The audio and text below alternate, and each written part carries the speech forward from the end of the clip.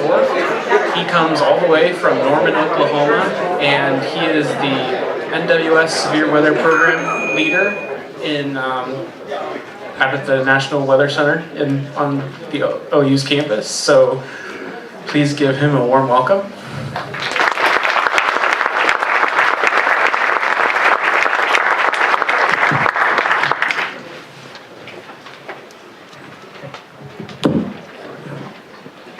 All right, can you hear me? No?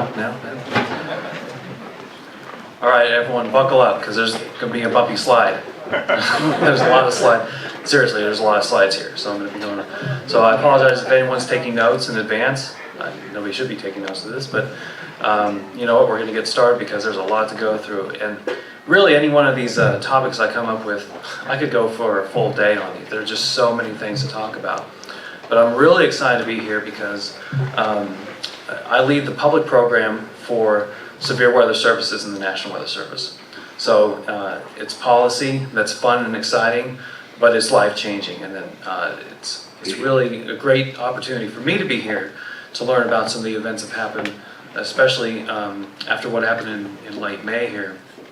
I knew I needed to come here and learn from you all about what really happened, because I have this sort of overarching umbrella look at the country as a whole, and when these events happen, it's really important for me to get down to the fine scale details. Some of these stories that I've heard, which really make an impact and go back into the policy that is meant to be life-changing. So I actually do have a Buckeye background. I attended the University of Oklahoma. I'm from Western Kansas. I'm all Midwest, although my weather service career has been largely on the East Coast. But so in 2007, a graduate named Tanya Emsweiler was here. She actually had her undergrad in meteorology here at The Ohio State University, and I learned all about it from her. I hardly even knew there was a program here until I met her. We got engaged here, just right in front of the library. You see one of the little pictures down there. So we actually got engaged here, and just next Friday, it will be a year since we had our little Buckeye baby, Jack. And so he's the cutest thing ever. And if anyone wants to see more adorable pictures and videos, see me after class. It'll last a while. So I hate to go from this slide because it's so much cuteness. So the National Weather Service, to most of you, is the Wilmington office, the Northern Indiana office. It's your local office, as it should be. For most of you, that's my weather service. It's who warns me, it's who gives me the daily forecast, and that's as it should be. From my view, I'm, like I said, sort of the umbrella over all of those offices, but for the severe weather policy. And I wanted to kind of explain how the Weather Service works in terms of the top down, just so you see how much really goes into it. So obviously, we're under the Department of Commerce and then NOAA, but from the Weather Service level, we support at the headquarters level, support for 6 regions, 2 OCONUS, Alaska, and the Pacific region, but we have those 4 OCONUS regions you can see there on the left, broken down into these regions, and you see that most of your area is covered by the eastern region, but then it breaks down into the national centers. You've all heard about the Storm Prediction Center, so that's the National Center for Severe Weather Forecasting, so they do the whole country in terms of severe weather outlooks down to the watch scale. And then the Weather Forecast Offices, or we call WFOs, 122 of them nationwide. And so all this supports all the policies, the guidance, the operational support, the tactical things that we do, so that they can provide you with the public services that you receive, from the forecast, routine forecasts on a daily basis, to the warning level service. And so going back up to the headquarters level, we actually break down headquarters into different divisions as well. And so these break down into where my bin is, which is the operational services. And so we have 11 service programs which deal with all the policies for those bins. And so mine obviously is severe weather. You have winter weather, fire weather, public, tropical, down down the list. We have another one that focuses on the science of it. So My division is more the operational, the boots on the ground, making sure the forecasters of these offices have the tools and the best background they need to issue warnings without really thinking about it. So they're trained to do their jobs. They're not really considering all the different things that need to go into it. That goes into their services that go back out to you. And then obviously we have the technical observational support from radars to satellites and everything we do in terms of surface observations. By the way, my slides are very colorful, so I apologize for that. So the severe weather program, let's break it down into my specific bin. What do I do? Everything. It's a lot. And so the policy, so offices like the Wilmington office, a tornado warning. Every word of what you see in those tornado warnings, from the little headers to the pills and everything, all the way down into those IBW tags with the catastrophic, every word of that comes through me. I make that decision, I decide those. A lot of that stuff I inherited, but then I take and look at it and say, how do we need to change it and make it better over time? And that does not make me special or important, it just makes me busy. Because I'm like this guy, I'm juggling all these things. Anyone heard of local storm reports, LSRs? I own that product too. So, why is it all caps still? Why are you screaming at us? So there are technical things that I have to work through, and I have to make it work not only for weather service forecasters, but also people that use it on the public side. The private sector uses a lot of our information, as they should, and they take it and repackage it however they want. So I have to make sure that all of our services work for them as well. So it's a lot of different hands in the pot that I have to make sure that everything works as smoothly as it can. So it's as seamless as possible, and nobody even sees what's going on. But I like the plate spinner, where you feel like you're spinning all these different plates, one after another, and then one starts to fall, and then you got to keep spinning it. That's essentially my job. Now it gets into a bunch of words. So what do you do in sort of a daily perspective? And I work on a lot of words, documents, things that probably don't seem very exciting to people when you're looking at, specific guidance, exacting words that go into a text product, for instance. But those words have meaning, and those words mean a lot in terms of, to where Andy Hatzos does not have to think twice about what he needs to do in a certain moment. He just does it because the policy is already in place, so that he has the tools and the software that he just pushes a button. And we also have to give enough flexibility to where it may be annoying to say, well, enter text here for the exact place where a tornado emergency is in effect for X, but I'll guarantee you he'd be a lot more upset if it hard-coded in there, the software decided where that tornado emergency was going to go. And he's like, no. It needs to go for here, So these are things that we have to think about in terms of having guidance for all 1,800 forecasters so that it's seamless, but also in the heat of the battle, they are putting that specific level of detail in there for you because they know their area, they know their people, and that's the way it's supposed to be. So the severe weather program is a team approach because obviously the Storm Prediction Center has the whole jurisdiction over the country in terms of their outlooks. And so over time, as science improves, we get into situations where they go, we've been working on this for a while, and the day 2 outlook, it doesn't have the individual tornado, wind, and hail risk categories like the day 1 outlook. Can we get there? And how do we do that? And so over years of lots of research and technicalities I don't want to get into, we turn that on. And so I'm the one that turns that on through them, through their work, to let you know that happened. Just so you know, that just happened. I didn't make that up. So actually, if you want to go to the SPC webpage, you will find individual tornado, hail, and wind forecast for day 2, which is a historical achievement. And that's the kind of thing we do. We want to make sure that we can do it and do it basically forever on into the future and just keep evolving and enhancing that over time. None of this is a set it and forget it. Warnings. So the warning level responsibilities that weather service offices have for their local area. Do we want that paradigm to be the exact same 40 years from now? Probably not. As society changes, technology changes, who knew pre-2007 that this would be a thing? And so we have to be flexible and agile as society changes in terms of what we have and what we're using, that we sort of move that along in policy to make it work for you. And you don't even really realize it's happening, but all these advanced and enhanced services are happening for you. And how's the past changed this program, the severe weather program?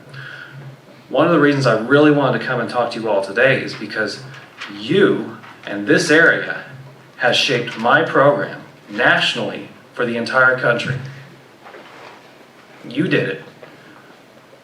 Through a couple of early events that happened back in the 60s and 70s, you have shaped what we have today and continue to shape it through things like the Memorial Day event. And I'll break that down. So if anyone like the colors, we'll get back to that later. So how has the past changed? How has this area shaped our program? And really, it's the Palm Sunday outbreak and the 74 outbreak and the duration. And I'm going to break each one of those down specifically. But it really started with the Palm Sunday outbreak. If you know sort of the history of, I'll go back really quick, the Fawbush-Miller tornado warnings for Tinker Air Force Base in Oklahoma City were the first tornado forecast, because the Weather Bureau at that time was forbidden to put tornadoes in any sort of forecast because they didn't want to cause public panic. The science wasn't really that robust. We didn't have radars to really detect them. There just wasn't that infrastructure. 1948 changed all that. Within a few years, the precursor to SBC developed in terms of developing tornado forecasts. And then, so things are starting to ramp up, and then 1965 happened. And what 1965's Palm Sunday outbreak did and showed, you can get a little brief overview there. This was the first big modern outbreak with this new sort of infrastructure being developed in terms of tornado forecasts and how well did they do? And how well did they do? Well, they were excellent according to the report that came out just afterwards. So if anybody knows people that lived through it or were here through it and stories, one of the big things that came out of it was a very cold winter, and this was the first balmy, at least weekend or day, that people were experiencing that year. And so, yeah, we're all going to go outside and have fun. And so even though some people were aware, it was one of those situations that it's happening in the upper Midwest. We're not used to tornadoes or big tornadoes or an outbreak, as the report says. But they do happen, obviously. And so when it happened here, even though the tornado forecasts were good, what came out of it was people didn't really know what to do with that. And it's a warm day, and we're just not that used to it. And so what really came out of this were a lot of things we have today. They may just be labeled differently. So integrated warning teams, as Brandon Peliquin of the Wilmington office knows very well about. So you've got local agencies, you've got media, these teams of people coming together and sort of going through an event, and how do we go through our processes, all the people on the team, we know our role. That started here. It wasn't called an integrated warning team, but it basically points to, we need to have not just the Weather Bureau or the Weather Service telling people what to do. This needs to be a community effort. Everybody plays a role in protecting the public and themselves. And this is really where it started. The media rip and reads, having news outlets install alert devices so that you have that printer there where you rip it off and say, here's the latest bulletin, started here. Wall-to-wall media coverage. Communities looking out for one another. You know, let's say if one community has more resources than another, this is where, you need to help your neighbor came from. Social science, anyone heard that term? Many decades ago. I'll just read this. In addition to the surveys carried out, they should be carried out by behavioral science groups. This is not a new thing. 9 years later, almost to the day, historic. on nearly 150 tornadoes, and obviously the stretch down to the southeast. But what we think of is Xenia and some of those large tornadoes near Louisville area. 315 fatalities, over 500 injuries, lots of devastation going into towns. Again, the warnings that were issued saved thousands of lives, but still, why were there so many lives lost? What was going on? And so basically the outcomes of this were, okay, from the 65 outbreak, we built some infrastructures, and this really tested it from the dissemination capabilities. Okay, so you had weather service offices pushing out warnings, but you had it through phone lines, you had it through radio, and then you basically had clogged systems. Because so many tornadoes were happening so quickly, and they're moving quickly, 50, 60, 70 miles an hour, at highway speeds, that it was hard for people, and they obviously didn't have our current radar network, where you'd be like, oh, here's millions of CC signatures. So you had to use what you had, but still the system we had was very plugged up. So EMs were getting overtaken. Now it's a tornado warning for this, now it's a tornado warning for this. And you didn't have GIS systems, it was all very teletype. We had a short messaging, short blocks of text to really get that message out. And so that built a new infrastructure. And what did we have out of this? More public education. People need to understand that just because you haven't experienced a tornado doesn't mean it's not going to happen for you. You need to have more community action plans and actually use them when it comes down to something's happening in your area. More expansive media coverage. Even though the 65 outbreak kind of pushed the wall-to-wall coverage, not all TV stations were doing it, and certainly the technological capabilities maybe hadn't caught up by then. But this really pushed that nationally. Again, these things went national. Technology. So radar was obviously a critical and essential element, and this pushed, right at this time, a year before that, NSSL was doing research in Norman, Oklahoma on developing the next radar, which was called the NextRad radar, which took about 15 years to get fully realized and deployed. But this really pushed and ramped up the technological capabilities. We really need to research this, the Doppler effect, because before the NextRad, understand that radars were just reflectivity, and they were like black and white. There was no velocity signatures or anything. Doppler came in with NextRad. And so hardware, how did those change the program in terms of the hardware? So when we did get the 88D network, and if any of you were at AMS in Boston just a month ago, you saw some of the hardware that Raytheon had up, some of the old archaic hardware, but it was really neat to see, and that's what forecasters had back in the late 70s and 80s. And then you had these principal user processors that showed radar data. And here were the systems that you had. And then we moved into the late 90s and early 2000s, and Weather Service offices now have AWIPS, which displays radar data, and you can issue your warnings on the same screen. So what happened pre-2007 was we had these things called county-based warnings. And again, I'm kind of going through a timeline of how we've changed things over time based on new capabilities, societal research, and other things. So kind of have that in mind as I'm going through it. Why did things change, in other words? So here's a hypothetical polygon. So a forecaster before 2007 issued a polygon. Okay, here's my warning, and here's the counties involved. That's what the little W's mean. But here was your actual warning. So they were literally county-based. So everywhere outside of those little outside of the polygon was actually warned. And so even if your tree fell down outside of the polygon, it's still verified. So not really fair, but that's just it was the technological challenge.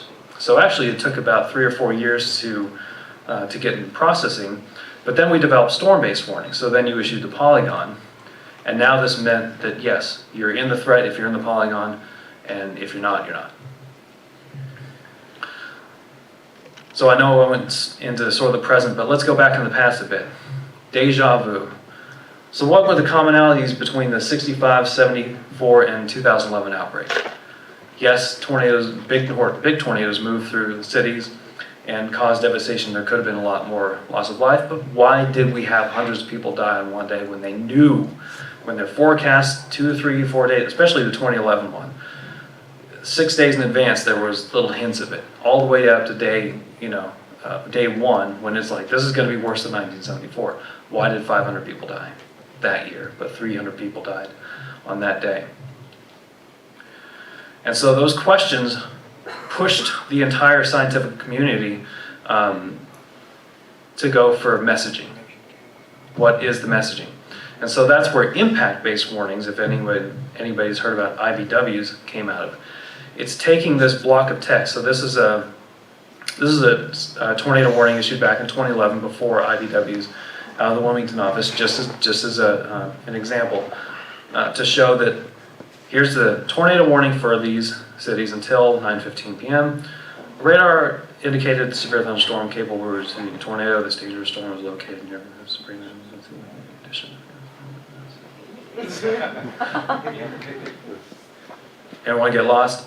And so this is the thing, what is happening, and what is really the threat? Because a lot of tornadoes, especially forecasters, want to issue a tornado warning in advance of the tornado touching the ground. That's the whole point of it. Why wait until the tornadoes hit the ground? Oh yeah, by the way, there's a tornado. So we want to make sure that forecasters can put that extra oomph when they know something's going to happen. And so what do? Kind of played with the words. We moved them around and made them in, okay, yes, at 10:30, then you kind of qualify and say radars indicate a tornadic storm, but then you break it out into the hazard of tornado. Sometimes it's a damaging tornado. So you can start to, ring bigger bells as time goes on. And this is the important thing. This is sort of the social science aspect of it. People care about what other people say. If a radar tells me there's a tornado in there, I'm a lot less likely to do something about it as if somebody told me there's a tornado. And we found that through a lot of different social science work, a lot of different studies, a lot of different surveys. People care about what other people are telling them. So if that is the case and somebody has actually spotted the tornado, we would put observed in there. And more people are going to take action. So that's why we allowed that to break out. So if you get a valid report, we tell forecasters, put that in your update so that people go, okay, now, I'm taking that more seriously now. It's a human condition. So just this is the anatomy of a IBW warning. So we're just breaking out information into more succinct and more meaningful ways, and especially with the impact. Even with severe thunderstorm warnings, as the hail and wind amounts increase and get bigger, we try to make sure the impact is more certain. This will happen. Trees will fall over. You're going to have broken windows, things like that, instead of just sort of the more marginal quarters and 60 kind of language. And so this is just an example of an IBW and a severe thunderstorm warning. And the key thing is those tags down at the bottom, especially for media, when they can just go, okay, how bad is this warning? They can look at the bottom, whether it's the wind and hail amounts, and or if the tornado warning, you can see if it's observed, or you can see those damage threats, which have the considerable or catastrophic tags. So that's the quick, the 74 lessons that we learned. Sometimes, especially when you have a ton of warnings out and everything's moving very quickly in a fast pace, you want your quick information for those that need it. Anyone remember this? I do. I was a forecaster in the Washington, D.C. area, and I was on a day shift. We were in the middle of this heat wave, as you guys were here. And I was actually on with the Weather Channel at that time talking about the heat. And that's what was important on that day. We were deciding between an excessive heat warning and a heat advisory. That was the important thing. But this was in the early rounds of a certain model that we were using, and it was an experimental phase. And one of them showed that it would pass and go over the Appalachians. And so those were the early days of looking into the crystal ball and actually seeing something could happen. It was a powder keg of the environment was. But what came out of that?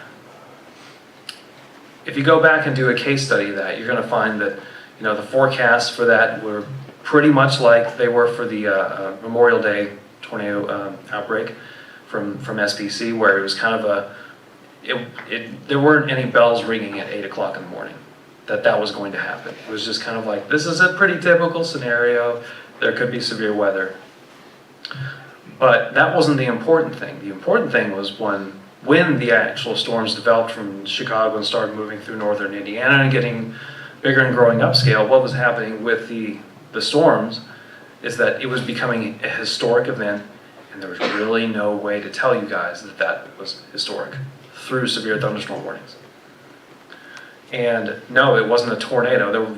I think there was maybe one tornado report from the entire event, but it was historic in terms of the literal forests that were being knocked down ahead of this thing. So what in the world can we do to push the boundaries of our severe thunderstorm warnings? 2 days before that, we had, and I won't jump into my WIA section, but we had just started the wireless emergency alert service, and for only tornado warnings. So the leverage was, let's use this to issue for like extreme thunderstorm warnings. And so we're working on that, and I'll talk about that here in a second. We've got sort of a thunderstorm damage threat that when you have a certain hail and or wind criteria, then that's going to alert your phone for that as well. Sort of an extreme thunderstorm warning, if you will. Pop quiz. So let's go back to tornado emergencies. Are they a different warning than a tornado warning? Yes? Most people saying yes. They are not. They are inside and they are embedded in tornado warnings. So tornado emergencies, and there's flexibility in this because even the ones that Andy issued were in update statements well into the warning, because it's just not typical that you're going to have an F5 touch the ground from when it starts. Most tornadoes drop and they grow upscale and they get worse and worse, especially if they're heading into an area. And so what we need to do, or we needed to do, was have flexibility in updates to say, okay, we issued an initial tornado warning, but this thing is getting worse within that single tornado warning. And so in those instances, you'll actually get a wireless emergency alert again for the tornado emergency. You know, so if he's going to issue, you'll always get one for the initial issuance of a tornado warning, but inside of the updates, if you issue an emergency, you're going to get that service as well, saying, with stronger language, saying, this is certain, get underground now, this is a serious situation. Another pop quiz, I promise, is my last one. So wireless emergency alerts, everyone's heard of WIAs, right? That's not the pop quiz. Yes, so WIAs, wireless emergency alert, the thing you get on your phone, it's 2 in the morning, why are you getting a flash flood warning? It's that thing. So the question is, does the Weather Service own that service? Is that ours? No. Good. I only have true or false questions. This is FEMA's. FEMA runs wireless emergency alerts. It is their public service through what's called the Integrated Public Alert and Warning System, or IPAWS, FEMA IPAWS. And so what we do is we leverage FEMA IPAWS to send out our alert. Local jurisdictions, county sheriff's offices can do that. They do that for bombing attacks in New York City. You can subscribe to that and then alert certain polygons of people for certain alerts, that there's presidential alerts. So this is something we leverage. We probably are the biggest user because we send out thousands and thousands of warnings, but we leverage this service. And so this is not ours. We just use it to help as a further dissemination method. So IBW's the way it goes, the structure of it. And so we've had tornado, this has been operational since early 2018. There was an experimental phase for a while, but fully nationwide, we've been doing this since 2018. So the way it goes is it's a tiered approach for the tornado warnings, but it's not just a level 1, 2, or 3 alert. It's more of a, this is what we know kind of alert. Because you can have a base tornado warning, a generic tornado warning that's actually causing a lot of damage, but maybe the radar's shooting too high, it's on the edge of the coverage, we just don't have any reports. So it's more of a confidence forecast. And once you know, and this is what Andy was calling a PDS tornado warning, is the considerable. So it's the upper level. Okay, we know the threat's there. Either we've got some, or somebody spotted it and said, here's a large tornado going through a field, it's going across road, 265 or whatever. And so it's more of a confidence base. So you can say, this is worse than, that sort of entry-level tier. And then catastrophic, yes, that is supposed to be, and it doesn't have to be a major city, it's just sort of a populated area, it's a neighborhood, we know that there's a group of houses, infrastructure, that if this goes across it, you're going to have widespread damage in that sector. We can tell it's going toward a city. And, tornadoes can be squirrely. I mean, who knew that the Dayton tornado was going to go like this? So there are just things you just do not know in the heat of the battle. And so you forecasters have leverage to look at that and make those key decisions at those key moments and say, I'm meeting all this criteria, but this is of the public interest, and I'm going to send this out. We want it to be as rare as possible because we need it to be for those rare things to keep it that way. But in certain instances, this is exactly what forecasters need to do. They have these tools in their toolbox to use at their discretion. And that's what policy does. Policy is meant to give people guidance to move towards something, but have that flexibility to issue what they need to when they need to do it. And, speaking of which, we're going to soon be turning this on in terms of severe thunderstorm warnings. Now, the IBW tags have wind and hail at the bottom of them right now, which basically is a recap of what your wind and hail size is. But for the considerable and destructive categories, we're going to have a threat tag down there as well. So if you have either or for 70 mile an hour or golf ball hail, that's why I have the little pictures up there. That's going to give that next level of urgency so that the media can go, okay, we got 2-inch hail, so they can quickly go, this is a considerable threat, this is worse than your garden variety thunderstorm, and then destructive. This goes back to the derecho, so you guys helped out with this in terms of the necessity to then again alert people's phones for things that are truly destructive. And yes, if baseball hail hits you, or anyone, it is life-threatening. 80 mile an hour wind can certainly cause damage of any kind of destructive. One of the things that gets me, and it's nobody's fault, is that we don't pay enough attention to falling trees with severes. And if you actually research it, you're going to find anywhere from 20 to 30, sometimes even 40 fatalities yearly. Trees falling on people in the middle of the night in their house, especially East Coast. I was in the DC area for 8 years. We had more fatalities from falling trees than we did from tornadoes.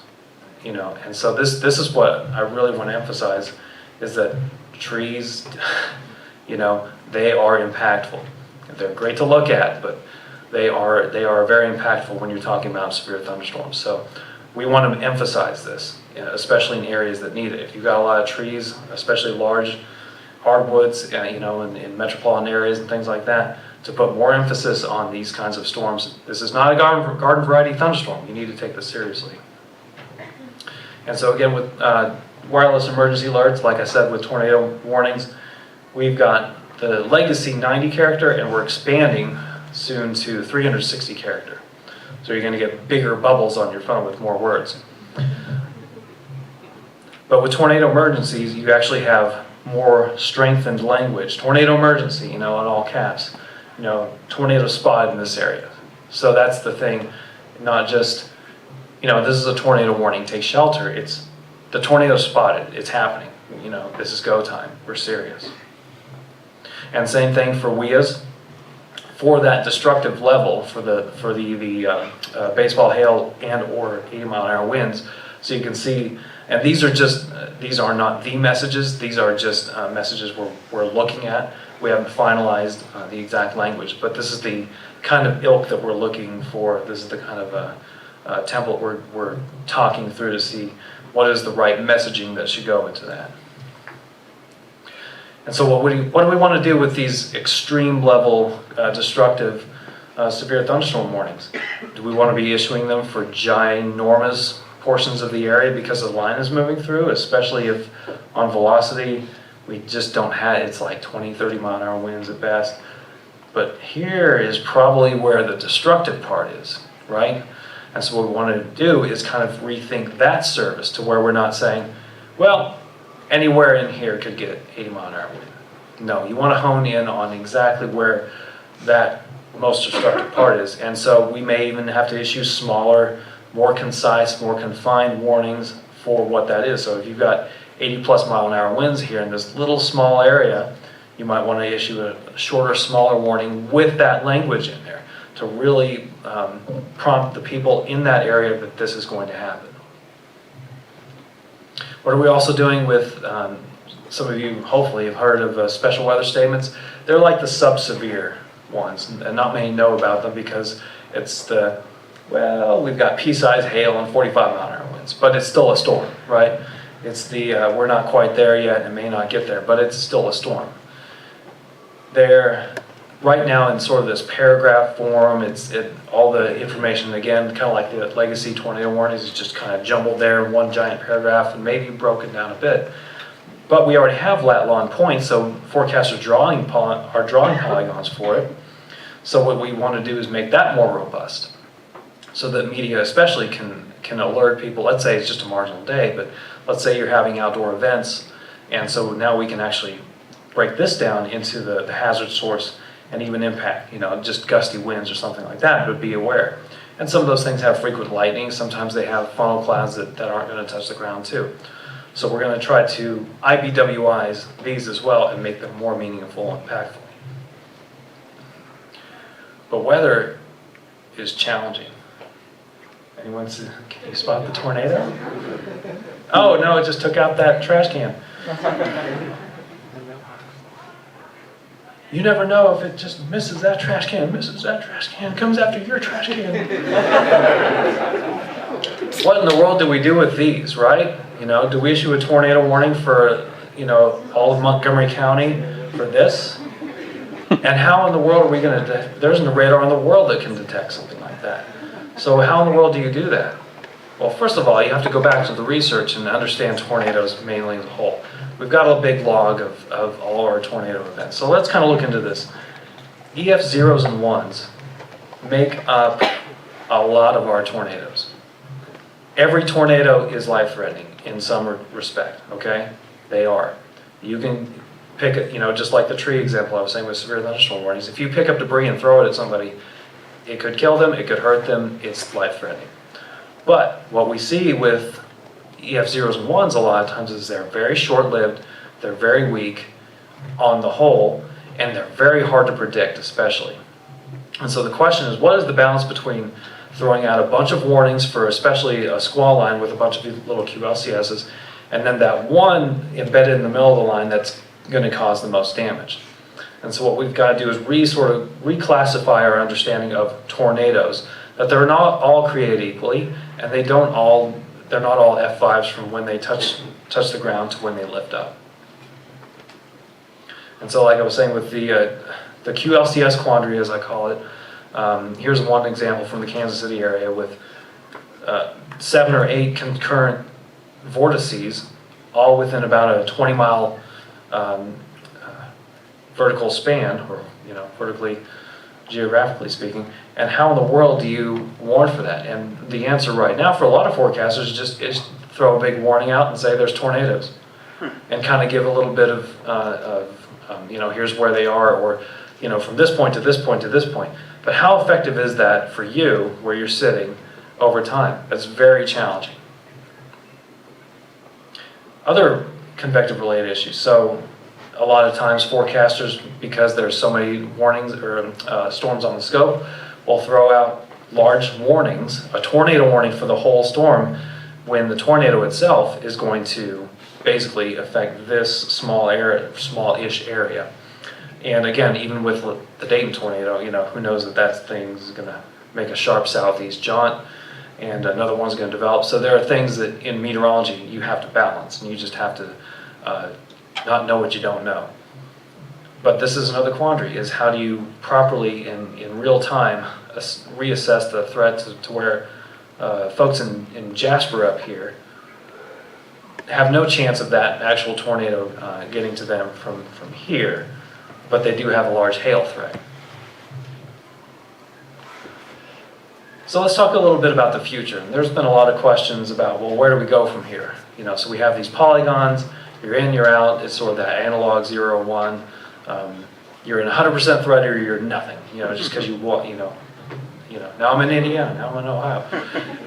So that's the kind of paradigm we have, and how in the world should we move, you know, either away from that or may enhance that? And the question is really, what do you need? And the U's out there are vastly different. If you are working in a hospital, if you're running a hospital, if you are working in the operations of a hospital and you have to move patients from here to there, you need, 2 hours. Whereas, for an EF 0, most of you may need a couple of minutes to move into, a shelter so that, part of the tree in your front yard can be knocked over. It's a very challenging situation. But we are starting to move into a paradigm where we can start asking these questions about what really is needed out there. What do we know? What are we good at in terms of the science of our forecasting, to where we can actually start testing the boundaries and pushing that to make warnings more meaningful for where we know it's going to happen, and then have sort of the fringes of that allow for the probabilities to dictate. And so there's a lot of work going on in terms of, what do we do with this messaging threat?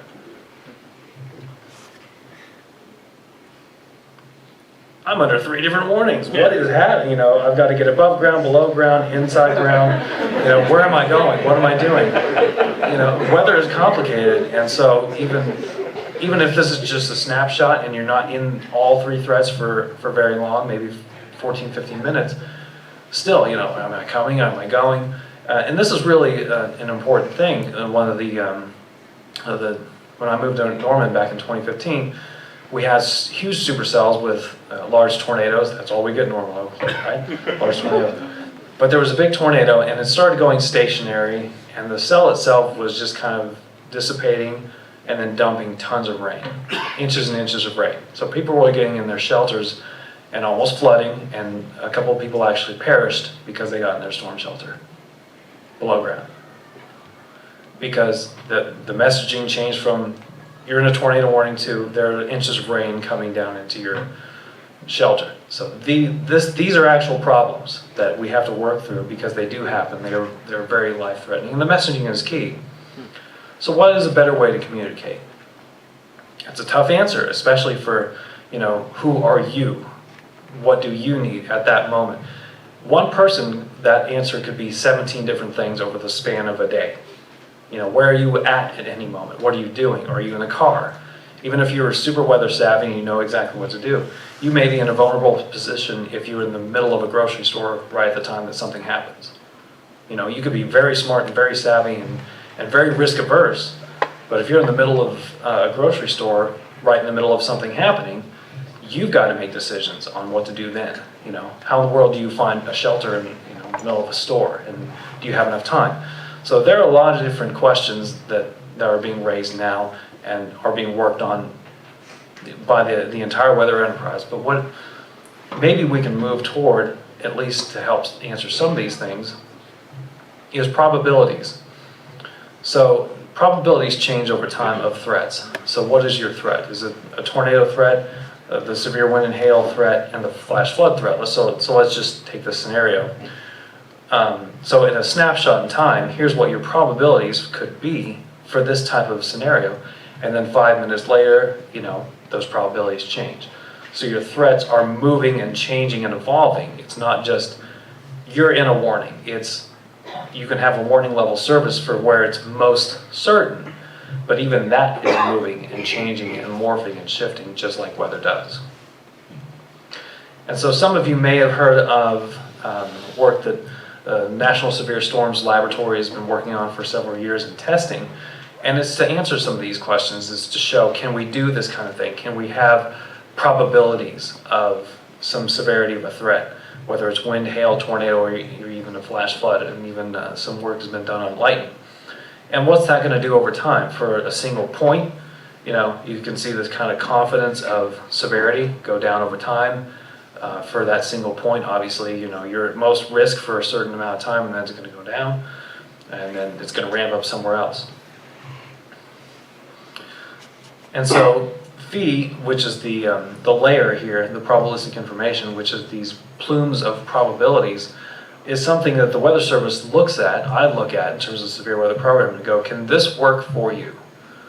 And so my job is to look at these kinds of research findings, these things in testing and experimental versions, and go, what kind of future should we be building, for folks that, like I heard that don't have a no-weather radio next to their bed, or they turn their cell phones off and put them in a different room, or they were watching the 10 o'clock news, but they turned it off right before it got to the weather segment.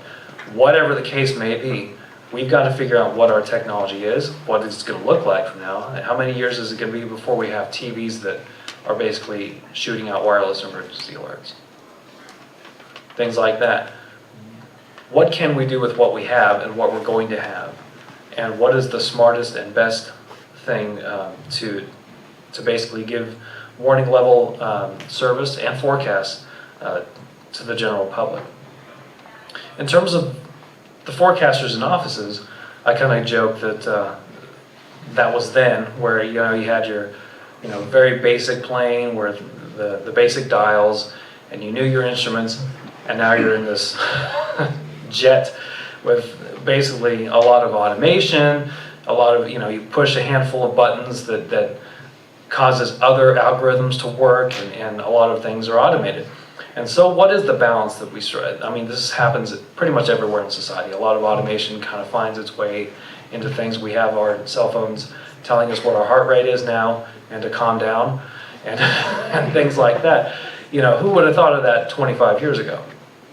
So what is going to happen over time? What kind of future are we going to build? What's this going to be like 25 years from now? And what should we be moving toward?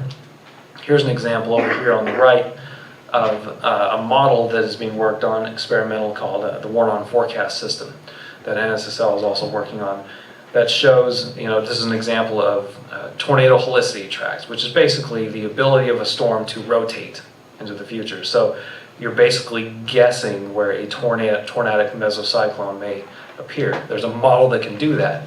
How accurate is that? How accurate is that for every single event? One day it may do great, the next day. So these are the kinds of scientific problems that we look at, Dr. Hopgood's index, where you look at hurricane intensity. You only answer those questions by researching and looking into it, trying to find out finding out the nuances of all these different sections and moving forward. So convective allowing models kind of help us bridge that gap. Even if one run has it and the next run doesn't, you can use those kinds of events and look back in the past and see how maybe something like that can push the boundaries of what we're able to do. And so my summary of the future, before I get to the summary, is what my vision is for the severe weather program leader, for forecasters in all Weather Service offices, to get to a future where we're forecasting our warnings, where it's not so much tactical, where we're just we know this area may have something, but we're not really sure what's going to happen, and we're just going to wait until the storms develop. We were doing the whole exercise with Storm A and Storm B, and which one's going to choose. We can start to use model guidance now, although it's still pretty coarse in meteorology, as you know. There's a balancing act, for resolution and timing, and you can't just have everything. You can't. No, I'm just kidding. But there's always a balance with meteorology. And so how do we strike this balance? And what I would like to do is for them to forecast warnings. I want to get to a future where we're not issuing a warning 1 or 2 hours in advance, because what do you do with that? Because it's like, cool, I'm going to go to the grocery store. No, but at least we'll have that sort of informational knowledge to be more on the ready for the right type of warning at the right time for the right area.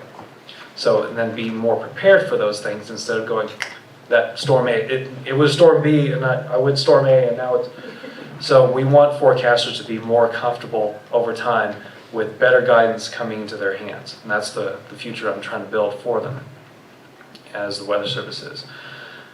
And so we've come a long way in the convective program. These are just screenshots I tossed on here, but just kind of think of how over the past several decades we've been shaped into what we have now in terms of where the Memorial Day tornado that went through Dayton can be an effective warning, and it can save many lives.